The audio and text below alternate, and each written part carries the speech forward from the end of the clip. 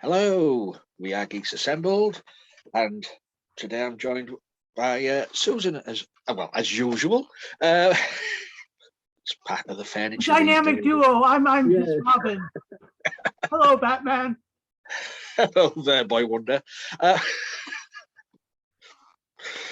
That's how we usually. That's how we roll. Today we are talking a 2004 movie. A good one. Yes, it is, but it didn't do too well at the box office. It flopped. I know. I heard.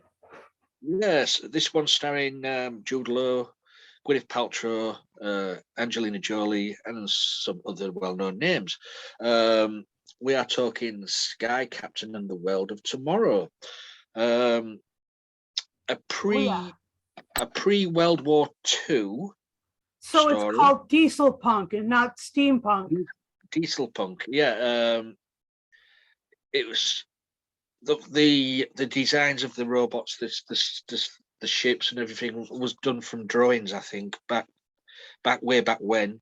And it's sort of an alternate or parallel universe or whatever, but it's the world of tomorrow. As if 1939 is shall we say it's an alternative take, isn't it? It's comic book action. Yeah, it's very comic bookish. It's like a boy's adventure tale. Yeah. So without further ado, Susan, your opening thoughts on Sky Captain and the World of Tomorrow. Why, thank you, Lee. Yeah, it's great. It's got the most like it's got the most unique creative touch. I mean, the whole look of the movie is so different from most movies that I've watched in my life. It was so pretty, and it is quite amazing the powerful female characters, the sweeping scenery. I mean, and the great look of the silhouettes of the robots. I mean, that was just amazing. It's about robots, so it could have obviously been this could have been the style that we would have seen. All the other robot tales of Asimov. It's and it uses his words, so obviously it's post Asimov, but it is pre-World War II, so it's probably in the neighborhood of 1935, which is about 5 years before Asimov starts writing, because he started writing about 1940 and wrote till 42. So right at the beginning of World War II.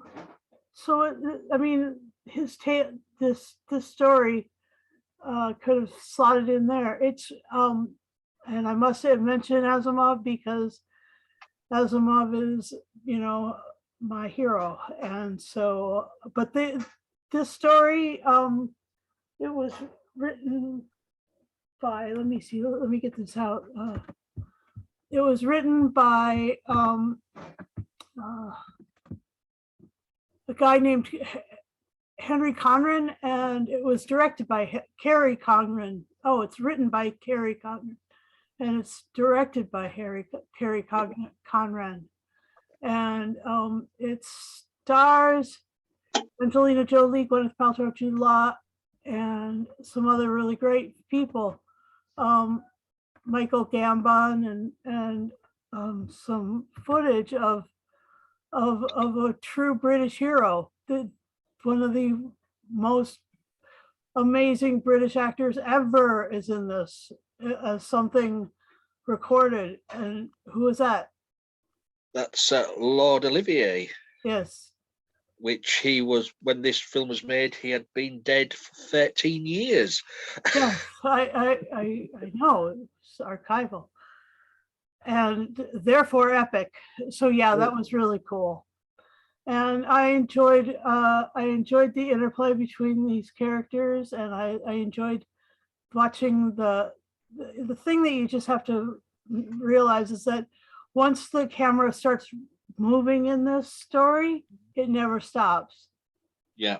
I mean, it literally, like, there's no stationary shot I don't think in the whole movie. And so that's also fun. It keeps popping along, as it were. And I really like it. And I think that these stories in this style ought to be made. There ought to be more of them, even though this one, did you say it flopped at the? Yeah, it's hold on, I'll tell you in a minute. It's the budget was $70 million, Uh-huh. and it only rated at the box office 58. Oh, well, So, it didn't make the money. a bit rubbish for this, because it's really good. Okay, anyway, that's my opening thoughts. What? Yeah, go back over. Well, this is completely shot on a digital backlot, so it's that's where they blend actors with the CG surroundings. It's one of the earlier films to do this, along with like Sin City and things like that. Yeah, it really had a Sin City feel as well, but it was only because both are so strikingly individual in their execution. Yeah, I mean, I can understand why people didn't go for this, because the acting is a bit wooden or maybe over the top, but I think it was meant to be that way. That's it was style. It was supposed to be done tongue in cheek, and I don't think people realised that. But for me, you did get the feel of a comic strip of a 1930s, Flash Gordon, a Buck Rogers sort of feel to it. Yeah. And it's set in 1939 because it's a Wizard of Oz was showing at the cinema. So there you go. It's just set just before World War II starts. I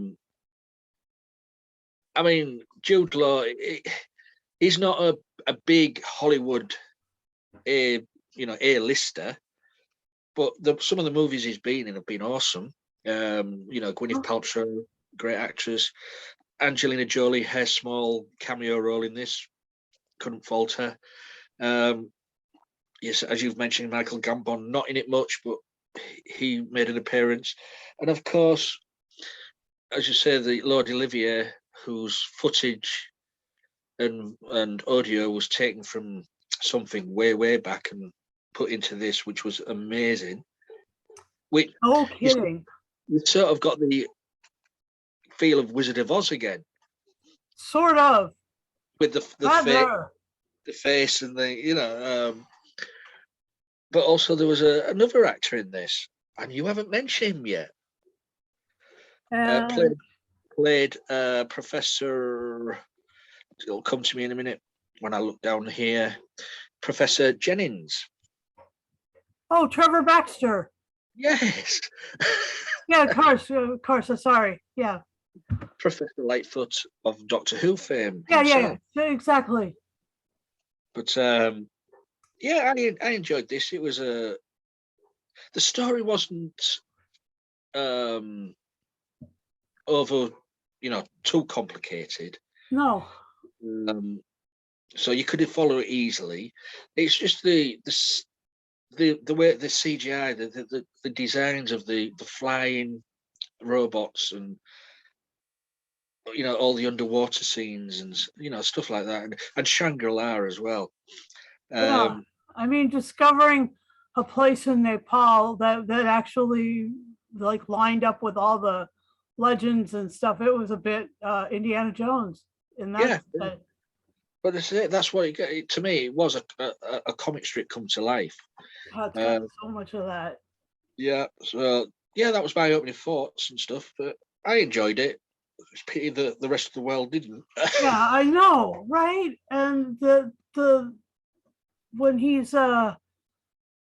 going down and like doing a dive and stuff into the water. I mean, wow. I mean, I mean, it's just some little things as well. Near the beginning of the movie, you have the Hindenburg 3. Hindenburg 3, and it's actually docking with the Empire Empire State, State Building, yes. which that's what it was to originally do. It was a docking thing, wasn't it? Right at the top.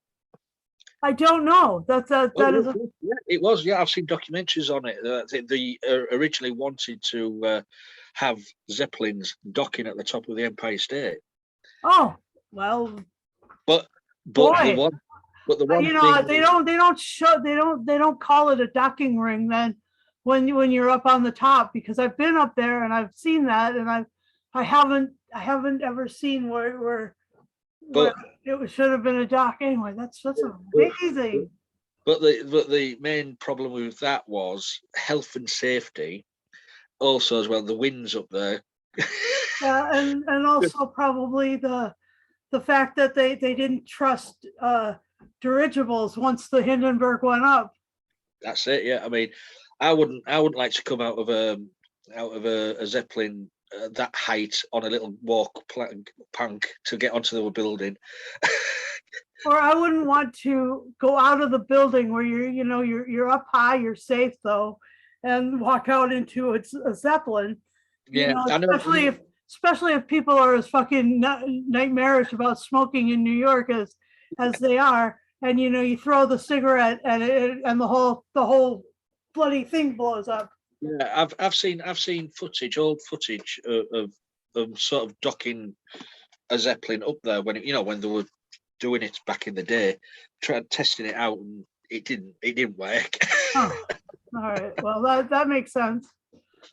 But yeah, go ahead. It was just good to see Hindenburg 3. You think, all right, so what happened to Hindenburg 2?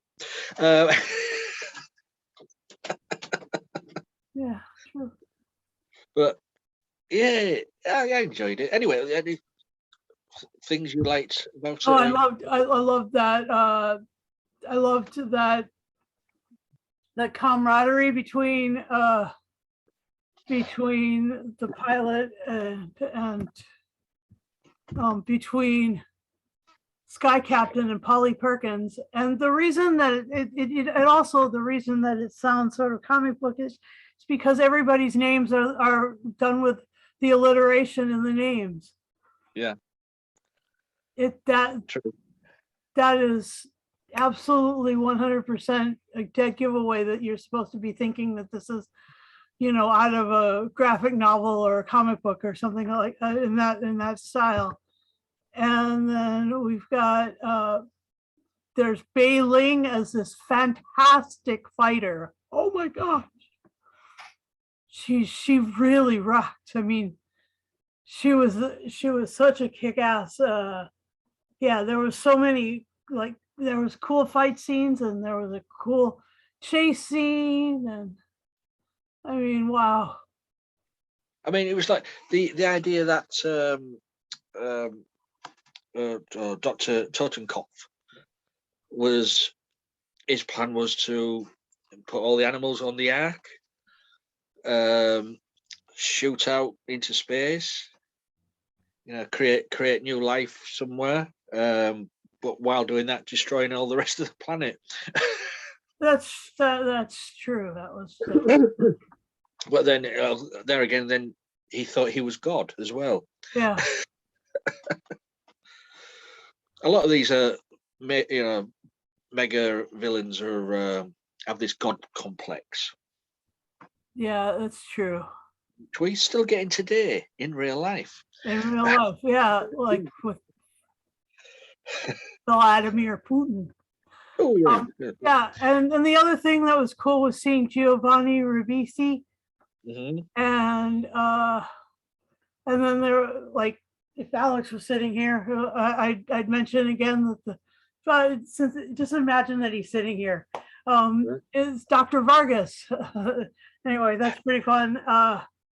Yeah, it was, and the sepia tones. It wasn't sepia. It was more pastel. I don't know. It was like metallic tones. Let's just say that metallic Yeah. colors, like a lighter metallic shade of the whole thing. It was that was beautiful. It was really something, and But they did. I think they did to sort of fit the era yeah, and it worked so well. I mean, no kidding. that's when the robots are marching down the street. Yeah, and they're as big as like a city bus. Their Yeah. feet are as big as a city bus. And you also get the robots with the sort of tentacles. Oh, I know. That was crazy too. That was very much War of the Worlds. Like they were standing on three of them and Yeah, manipulating some other ones. that's That- true. And then you and then you get the British sky stations oh with yes, with the Union Jack flags on the front. yeah, like the Agents of Shield, or like the Yeah, as soon as I or thought, I like thought, Torchwood, yeah, or like let's see, who else had one of those? yeah, but there I was guess about Master did. but there was about 7 of these, I think. Yeah, that was cool. And the fact Because that they flew them over from the UK to save us. yes, the Brits do it the best. The British saved our skins, as, as they do. So yeah, I think it was fantastic, and I've had this movie for a really long time, and I loved it ever since. Yeah, I went out and bought it as well. Is yours the same cover as mine? Is it? Yeah. Yep. Yeah. What's also cool is that is the tension between the two ladies being sort of his two paramours together. Yeah. It makes an immediate what do you call it? Love triangle. And But there was no hanky panky. no, there wasn't even really any kissing. It was very British that way. The only nakedness you got was where they woke up in bed together naked. Yeah, all three of them. Yes. Three of them. But it wasn't her and her. It was Bonnie Rabisi's character. It was Polly Perkins, Dex, and Sky Captain. Frankie wasn't there. So yeah, that's funny. Yeah, totally agree. It was so. Anything else you'd like to say about this movie before we move on? I like the way that they have also, been taken most of this the imagery from sort of the ideas that were going around about the future in like around the time of the World's Fair. Then it was like there was all this idea that we'd be going to into the sky and into the stars and stuff, and we would bring back robots from other planets and stuff. Yeah, like that whole thing was that's just like my favorite part of this whole movie, is that they went there with the robots. And it's before the 3 laws of robotics came out, because like I said, Asimov hadn't written, so robots could necessarily be completely evil, completely deadly. And also as well, to add to all the deadliness, the atmosphere of this, the soundtrack was absolutely brilliant. It just suited the movie so well. And then as the credits roll, you got a brilliant version of Over the Rainbow. Yeah. Which was just an amazing version. Yeah. It was sung by a one woman singer. Beautiful. Yeah, I don't think it was Julie Garland, but it was a great way to play out the movie. Yeah, it really was, considering one of the big sort of cameo moments was the fact that they walked into a theater playing the Wizard of Oz. So That's I said earlier. That's what the feel you got of this was the Wizard of Oz. yeah, I agree. So if we've got anything else to say, should we go to fancy and score? Sure. Over to you. All right. Well, I enjoyed it. I have a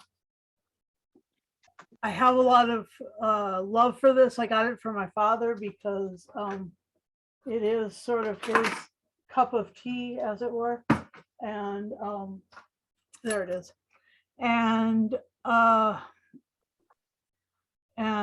it's beautiful, and it's got a lot of charisma and character. And I just think that if you haven't had a chance to watch it, because it wasn't super well intended or whatever, attended, it would behoove you greatly to find a copy and watch it, because man, it's got some awesome parts to it. And the beautiful flying scenes are worth whatever you have to pay for it, honestly. The amazing scenes where the flying, yes, the wings going up, moving, and the three hulls and the wings that were flexible.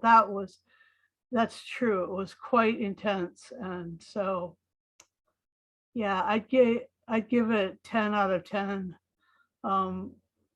Yeah, flying robots, the big, very form. very reminiscent of the Iron Giant. Yes, very much so, like Iron Giant, like right out of there. Yes, agreed. That's a good point. Yeah, that it was Iron Giant style robots. And I say that it's worth 10 of them out of 10. Cool. How about you? What do you think? Oh, I enjoyed it. It was a good watch. It was just a fun adventure tale. It's a shame that the theatre goers didn't give it really a chance. Hopefully, I mean, I've heard it has sort of become a cult movie now, so Yeah, it's gaining people's attention. I'm gonna give it 10. I'm gonna give it 10 Lord Larrys out of 10. what's a Lord Larry? Lord Larry Olivier. Oh, Lord Larry Olivier. Jeez, Larry. Lawrence, of course. Okay, sorry. Which you Brits and your fun. Well, you say that they must have taken some time to get the okay to use his image and his voice. Right. Well, so even if you're dead, you could appear in movies for years after you've passed. Yeah, and from the beginning of your career too. Exactly. Yeah. So maybe this actually was from Sir Lawrence's or Lord Lawrence's 30s and 40s appearance. That's he, because they showed you photos of him as Dr. What was his name? Coft. He in the 1930s, I think that's what he looked like. Yeah. So great casting from the grave. Yeah. So yeah, that's our little review of Sky Captain and the World of Tomorrow. Please leave a comment below. Let us know what you thought of the movie if you've seen it. If not, go watch it, come back, then leave a comment. We're on Facebook, we're on Twitter, Instagram, YouTube, of course. When you're on YouTube, please press the subscribe button as well. And when you do subscribe, press the bell notification button, and you will get a ding every time we put up a video. Come and join us. If you want to, be part of this, just message us and we'll try and get you on. Yeah, and we didn't know that we were doing a Trevor Baxter weekend this time, but it was just amazingly magical that it happened. Well, You don't find out once you're doing something. Yeah, I mean, a little cameo of him in this movie, but in the next cast we're doing is one of the main stars. Yes, that's quite. There you go. Yeah, what was it? Oh, I've lost my train of thought now. Oh, yeah. You were telling people how to join us. Yeah, if you would like to join us, because you say we're all over the place on social media, just message us. But we do ask you to be 18 plus, have a PC, laptop, tablet, or mobile phone with a working camera and microphone, and you're in. That's all we ask. You don't have to be sane, because a little bit of craziness goes a long, long way. So. So until next who he's talking about. Yeah, until next time, be safe out there and chocks away, boys.